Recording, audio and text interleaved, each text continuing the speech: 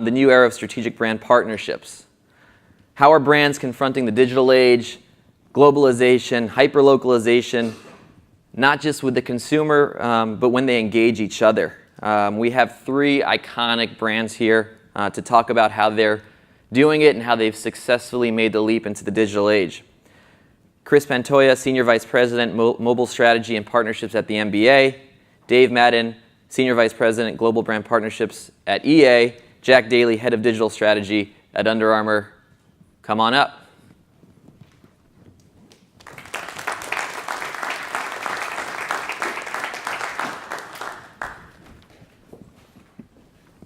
Where do you want us? I'm going to take that one. Thanks. How do you want to do it? Okay. I think we're good. All right. So before I jump into the questions that we've laid out for you guys, I really wanted to get opening remarks. I don't know if everyone's familiar with the show Sports Reporters. It used to be hosted by Dick Schaap on ESPN, but he always starts with opening remarks and ends with parting shots, and so we're going to do that. We'll start at the end. Dave, what's on your mind this morning? Well, I'll start with a question. Anybody play video games in the crowd here? Anybody in the audience? Okay. Anybody have kids that play video games in the audience? Okay. All right. So pretty good crowd for understanding. Anybody that didn't raise their hand has played Candy Crush. You can raise your hand now. All right. Thank you. So video games are fairly broad in terms of who's playing them these days. We used to think it was kids in the basement playing, with the lights down and kind of hardcore games for hours at a time. The reality is, what's happened in video games is that it's very broad on a global basis, and mobile has exploded the potential audience for who can be engaged with a video game. New areas that are exciting that we'll probably explore a little bit today are esports, or competitive gaming is what we like to call it at EA, but sort of the mediazation of video games and the broadcasting of gameplay and tournaments and prizing and stadiums that are starting to mirror real-world sports, but happening around video games. And so, a ton of exciting things going on, and all that leads to really great opportunities for brands to work together with EA. Thanks. Jack, go ahead. My day-to-day, I'm spending my time figuring out a way to connect Under Armour's brand and product messages to a millennial target, which means that finding the spaces where they're consuming they're not consuming advertising in traditional spaces anymore. They're either avoiding it or ignoring it even when it's in front of them, right? Which means finding opportunities to put your brand message in the places where they are paying attention to. I think of kind of brand partnerships as a great way to connect your message to consumers in the places where they're not, where they're going for content and experience and not advertising. I think that raises the bar on the quality of the experiences that you put in front of them, because it's kind of it's not an advertisement outside the.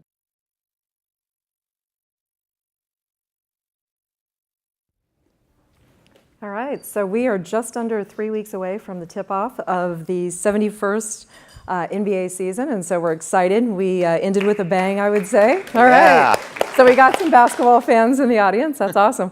But I really think one of the things that we're thinking a lot about is, as our brand becomes a much more internationally consumed sport, we really do have to use technology and digital and brand partnerships. Of course, we're all brand partners up here, so that's exciting to be together. But we really have to use that to reach our audience that's changing and evolving the way that they want to consume the content and the experiences. And I would say, one of the things, for example, that we'll talk a little more about is virtual reality. Less than 1% of our fans worldwide ever attend a live game. And so bringing the game and the players closer to them is really important to us. So I'm looking forward to the conversation. Yeah, so let's dig in right there, and anyone of you can jump in on the first question. But now, how have these brand partnerships that you've spoken to already taken on a different persona as we've gone digital? How have they gone beyond co-branding and signage and advertising events, partnerships and sponsorships? What does it really look like when you guys all engage with each other? Well, yeah, I can start us off. One of the relationships, and I know we'll talk about the EA and Under Armour relationships we have, but another one that I think is really interesting is we recently did an agreement with Verizon, a multi-year partnership. And one of the things that they're doing that I think embodies this, which is they've kind of taken a 360-degree view of their partnership with us. And they even said to us, it's not just about signage and courtside and this kind of thing, but we want something much more. And so as one example, they are our Slam Dunk partner. And so every year at All-Star, of course, we've got Slam Dunk, which this past year was just off the charts as far as the following on that. And what they did was not only did they have the branding, but they also had content that was being created real time at the event that they were able to share on their platform exclusively. And so all of a sudden they were connecting their sponsorship to the content they could share. And then lastly, the other thing they did to associate themselves with Dunk was they actually did a campaign with their consumers called Data Dunks. And so fans that were also consumers of Verizon services were able to pick 5 players throughout the season that they thought would dunk. And every time that player dunked, the consumer actually got free data added to their Verizon bill. So again, I think just that 360-degree, not just about signage, but how do you incorporate the content and the experiences and the engagement of the content. And so I think that's a good example of that. Any other examples you guys want to speak to? I mean, I think Chris hit on an interesting point when she talked about rewarding the consumer when they picked the right number of dunks and they got extra time. Our kind of philosophy we have, and it's sort of in line with what's going on in the digital world today, is consumers have a lot of choices in terms of what they consume, where they consume it, how they consume it. And our philosophy on partnering is it definitely still, Scott, enjoys the ability to do promotions and use each other's influencers and get out in the marketplace and put things together that get scale. But the most important element of a partnership is really around engagement. It's about engaging our fans, our players, our consumers to reward them with something that delights and surprises them in a way they actually couldn't get it otherwise. And so the best partnerships that we're engaging on today across a variety of title sports and non-sports are really ones that help unlock special things in the gameplay that consumers otherwise have to journey through, have to earn their way through either play or purchase.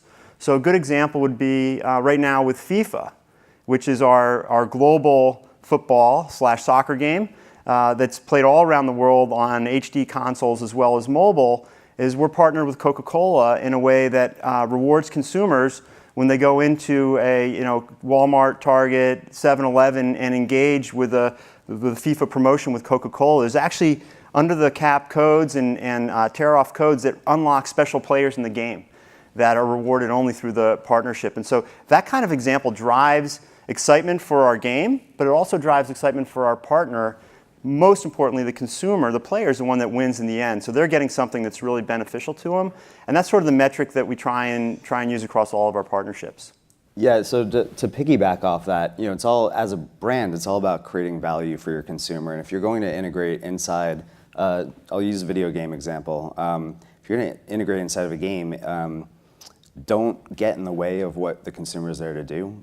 Make the experience better, right? So Steph Curry is an Under Armour athlete. There was some press towards the end of last season, which was a historic one for him, about how his stats in real life, he was actually performing better than the video game Steph Curry in NBA 2K. So when he won his back-to-back and I think the first unanimous MVP, we actually partnered with NBA 2K, and for a window of time, they cranked up Steph Curry's stats, like his abilities in the game, to 99, which is the tops, which basically means he made every shot, right? So great stunt within the game. Players loved it. I think another valuable piece to add there is that when we look at these partnerships, we always look at not just the value of the activation with the consumer, say in this case in the game, but also the press and user-generated content or conversation that's going to generate. So, it sounds like we're going to talk a little bit about esports, but when you do that, when you crank up a player's ranking to 99 and they're making half-court shots all the time, it's amazing how much of that footage ends up on YouTube and how much they're talking about it. So it's a great way to kind of further tie Under Armour to that marquee athlete at a Yeah, that's a really nice segue to the next question in terms of the content itself. It seems like with the evolution of digital, as brands are being forced to become publishers of content, how did these partnerships that you're forming become more or maybe less important?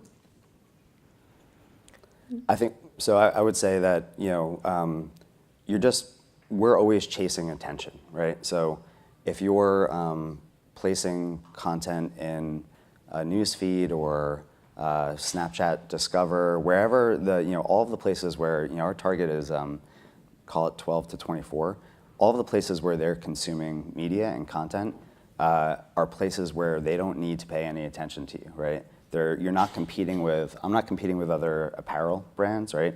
I'm competing with everything that's in their newsfeed, right? So to me, the value of the brand partnership is that it just creates unique opportunities to create content that a consumer hasn't seen before. And we always talk about thumb stopping. It's like they're scrolling. Sure. How do you get them to just stop and look, right? Because that's the easiest thing to do is just pass over your content, even when you're in a lot of these places, even when you're paying to put it there, right? So yeah. I want to pivot a bit to the notion of globalization. And Chris, I'd love to get your perspective because I think the NBA is the best at this, quite frankly. I think the NFL is trying to get there, but you guys take the cake. Looking at globalization, or really a shrinking globe, how do you look at strategic partnerships and brand partnerships through the lens of globalization? And how important is it to stay in market versus just be a globalized brand?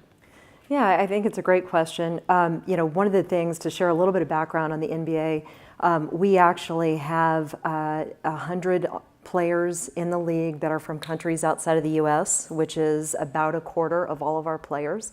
And I think that sometimes surprises people, but when you think about Ginobili, the Gasol brothers, pretty quickly Ben Simmons, which will be exciting this season, you start to realize that it's a very international league starting from the players up.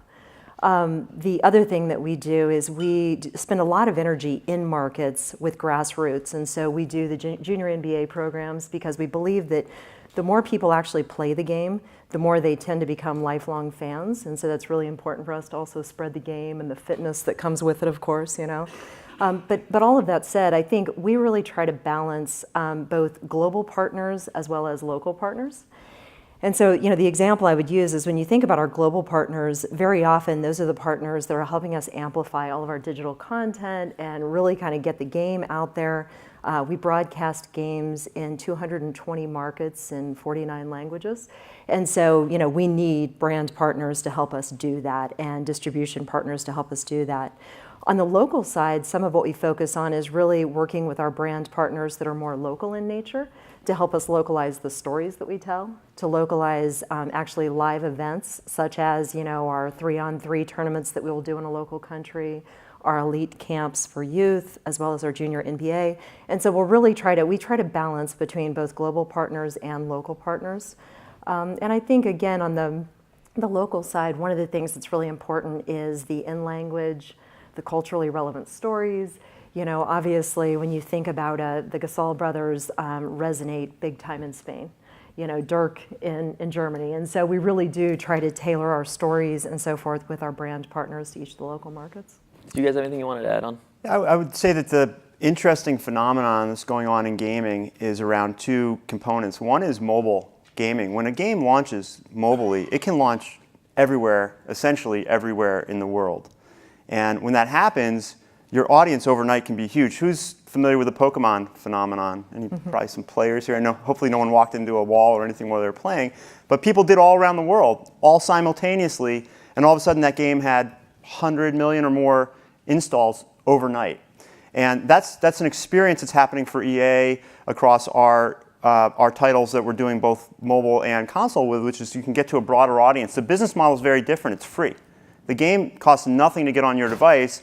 It's actually the incremental content that you might end up spending money on or being rewarded from a brand partner with it. But the globalization of mobile gaming opens up not only new markets, but a trove of data. So when we partner with sports leagues like the NBA, and we have players playing our NBA Live mobile game all around the world, and it's a really successful game right now, we can also look at what markets they're playing, what teams they're interested in, what players they want to play with, what color uniforms, what types of shoes they're wearing, all the kind of information that our partners would love to see, but also helps inform us to not only make a better game, but also who to partner with and what are the key elements we want to partner around. The second is video, and it's Jack mentioned it, But what's going on with the video experience tied to video gaming is pretty phenomenal. So does anybody have 12 to 15-year-old kids here in the room? Okay. Do they play FIFA, the video game? Okay. When they're not playing FIFA, the video game, what are they doing? Are they on YouTube watching videos of people playing FIFA, the video game? Yeah, it's absolutely mind-boggling the amount of time spent watching influencers who are really good at the games by this generation. We've kind of, I don't know if this is an official term or not, but we've started to use the term internally, Generation C. They're connected. They are very creative. So these are the kids that are creating content on a consistent basis. And they're also very collaborative. They do things together with other people. And this Generation C is really driving this experience that takes people from mobile to console to YouTube and other video channels like Twitch. And it creates this incredibly powerful experience around great brands and great franchises that can expand globally overnight. So that's sort of what's going on, and then leading to the potential to work both with partners like the leagues and Under Armour, where they have great investments and content and athletes and influencers. It all comes together in a pretty interesting way to partner. Dave, let's stay with you for a second. Let's talk a little bit and bring us up to speed on professional gaming and what that means to you guys. How partnerships have changed around it. Major League Gaming, I know in Turner, the E-League. There's a lot going on here. And to be honest, I can't get my hands around it, so it'd be great to get your perspective. I can't get my hands around it either. It's happening everywhere around the globe simultaneously. We have sports teams signing professional gamers. We have venture capital firms signing professional game teams.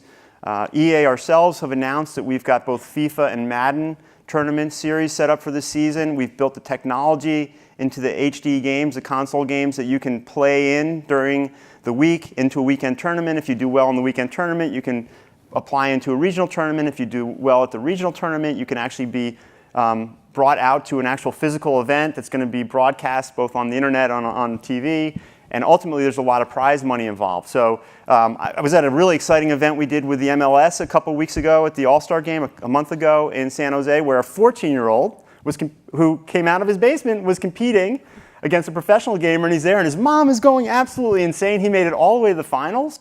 Wow. And that was just a play-in tournament that started with 90,000 people in the online experience in the FIFA game and culminated with a 14-year-old playing against a pro. And so it's opening a lot of opportunities for people and also driving a much deeper engagement in the experience, because now everybody has a chance to be a pro and to be a winner. And it's pretty exciting, the dynamic that's happening around that. But Scott, to your point, it's also a bit of the Wild West with just the investments that are going on right now and people hedging bets. I'm glad it didn't exist when I was in high school. I would never have made it to college. Exactly. It's scary. I'd love to tack onto that. Yeah, go ahead. As a brand, so we're just winding down a campaign that's been that started this summer, very much focused on driving greater awareness of Under Armour as a footwear brand, right? I think people think of us as base layer and apparel, right? We've been in the footwear game for a while now and trying to drive greater awareness of not just the quality of our shoes, but also the athletes that are wearing them, right? So we have a Cam Newton campaign that launched at the beginning of the NFL season, and of course, kids are seeing Cam wearing our cleats in our ads, and they're seeing it on the field in the pregame. We found that gaming is another environment for us to connect with that kid around that same point, and so we're actually doing some work with Madden right now, where creating these kind of branded segments that are showcasing great footwork plays, but from within Madden, right? So for our target consumer, they see that as valid an expression of the game as watching the game on Sunday afternoon. It's really interesting. So let's stay with you, Jack, for a second. Want to understand how Under Armour is approaching their strategic partnerships as you evolve from a shirts and shoes brand and really move into this fitness lifestyle brand. I know there's a ton you're doing, acquisitions you're making, and so let's hear about how that has played out. Sure. So I actually joined the company a little over a year ago and was working on our Connected Fitness business. Connected Fitness is a digital division of the company comprised of, at the time, it was 3 apps that we had acquired. MapMyFitness, which is a run cycling tracking app. MyFitnessPal, which is a nutrition tracking app, and then Endomondo, which is similar to MyFitness, but with a very large European audience. Banded those together to create world's largest health and fitness community. I think we're about 180 million registered users now across the globe. And in January, we launched our first connected hardware product called HealthBox, which is a bundle with a digital scale, wrist wearable, and a heart rate monitor. And there's a new app called Record that launched with that product. This is essentially a dashboard for your health, and it sits at the center of our hardware, partner hardware, because we're an open platform, so if you have a Fitbit, you can connect that as well as all of the software that we already had. So if you were tracking your runs on MapMyFitness, that data would feed into Record, right? So we're creating an experience for consumers. We're saying, Under Armour as a brand has helped you perform better on the field historically through apparel. Now we're doing it through technology and data, right? So from a partnership point of view, I think one of the most interesting things we did with Record is partnered with IBM Watson to essentially let them crunch a lot of the data, and we're collecting data from tens of millions of consumers, right? Let them crunch the data, your data, everybody's data, and surface up insights. That's why you're using the app, right? The value to you in opening up Record every day is that it gives you some insight into your own health and fitness, right? So that partnership with Watson allowed us to surface up insights that said, people like you, so people your age, gender, right? This is how much sleep they get per night, right? You should be sleeping more, right? Making those kinds of recommendations to you, it made the experience more valuable. And when you're in the software game, it's all about retention, right? How do you get that app to the first screen on your phone? How do you make it a behavior that every morning you wake up and open that thing up and check how you slept last night, right? So the more value that we can add to that experience, the better. And so IBM's been a great partner to just enrich the experience. And obviously, I always think of these brand partnerships as you're looking for mutually beneficial partnerships, right? And so great way for them to, in a very tangible way, surface what they're able to do with that technology. Go ahead. To that point, one of the things you said earlier was, making sure that as a brand, you don't get in the way of the experience.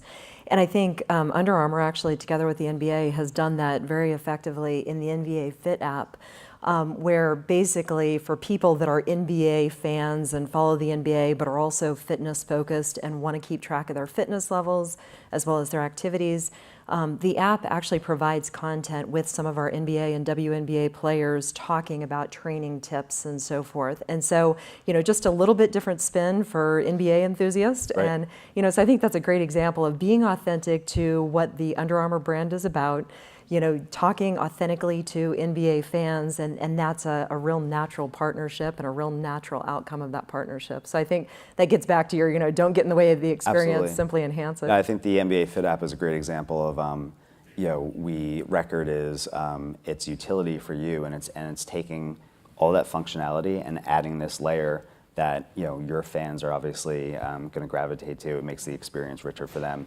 It brings in a new audience for us. It's really, it's an interesting partnership. It's great. That's great. Nice segue. Before we get into parting shots, one last question. Beyond social media engagement, obviously Snapchat, Instagram, Twitter, Facebook, you guys use these channels. Give us examples of other ways you're engaging your fan bases, your consumers, and engaging each other. And feel free to kind of go with whatever route you want to go here. I would say, the NBA has been extremely active in regards to social. And so we actually, I guess back in February, we surpassed 1 billion followers worldwide. And so we became the first pro sports league worldwide to actually do that. And, a lot of people ask the question, are you doing that at the expense of your broadcast viewers? Are you doing that at the expense of something else somewhere else? And how do you put that much free content out there without, then losing it elsewhere in revenue? And one of the things I would say is, because we have really gone at the social channels in a way, or every platform that we're engaged with, in a way that the fans want to consume it. So there are certain things that you do on Facebook that you would never do on Twitter, and there are certain things on Twitter that you would never do on Snapchat, and really understanding that as to how fans want to consume on each of those platforms. And then what we've seen is actually the outcome has been that last season we actually hit all-time highs on our viewing. And we actually, during the finals, I believe we had, the third most viewed game in Game 7. And that's as compared to the Jordan era when there was a lot less option to watch other things, right? And so I think it's exciting because I think if you can speak authentically by platform and the way in which each platform, whether social, whether digital streaming type platforms or broadcast, it puts a lot of impetus on the partners and on the distribution mechanisms to be differentiated. And I think, even ESPN and Turner, our, long time, 20 to 40 year kind of relationships that we've had between the two of them, it's really important because they're always evolving. Turner, most recently, one of the things they did with us last season was they streamed the first ever live VR game. And so there we were in virtual reality, and I think there's only more to come this season. But I think it really puts the impetus on the brand and the entity to continue to innovate, continue to be natural to the different platforms that exist, but then listen to the fan, because the fan will always tell you where they want to consume you and how they want to consume you. And the appetite becomes insatiable at that point, that they will find you and they will consume more and more if you do those things, I believe. Go ahead. Well, I think the thought of social originally for a lot of companies and marketers, including EA, was let's create a bunch of social content and put it out there. Let's have our ad agency build it, perfect it. It's different than a TV commercial, but we're gonna be the creators of it. And I think the evolution that's happening that's making that overall platform of social so exciting is we're turning all of our players into creators and broadcasters. We're putting the technology into the games to allow them to broadcast out to their fans, helping them build fan bases, creating tournament structures for them to be successful. But most importantly, what we're seeing is some of the best commercial content, promotional content for our games is being created by our players. There's hilarious stuff on YouTube right now where people have taken the best celebration modes in Madden and scored it to music, and you've got all these great dance celebrations in the end zone and on tackles, and the viewers on this, viewership on this stuff is millions of viewers, and it's just amazing what the platform has enabled. So with the big shift, and we still make great trailers and spots for our games, but what we're seeing is the flow of content is really going out to our players, and they're becoming the big influencers, and they're becoming our marketing channel, and we're giving them the tools to do it. So I think that's the big shift for us. Jack, go ahead, and we'll make this your parting shot because we're counting down here and this thing might explode. I know we got a shot clock.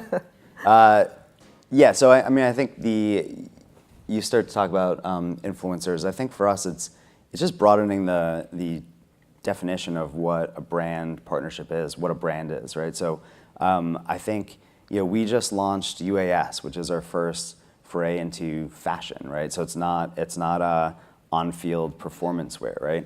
We worked with Tim Coppens, who is a real reputable designer in that space, to have him kind of creative direct the line, right?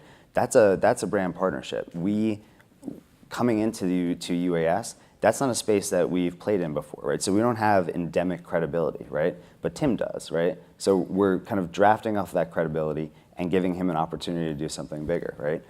And then on the other end of the spectrum, The Rock, right? So our sports marketing department, you know all of the big athletes that we have: Steph Curry, Cam Newton, Jordan Spieth, et cetera, right? We've got to deal with The Rock now. The Rock has 100 million followers worldwide. He might be the most popular guy in the world, right? He's got a global audience. He's got a large female audience.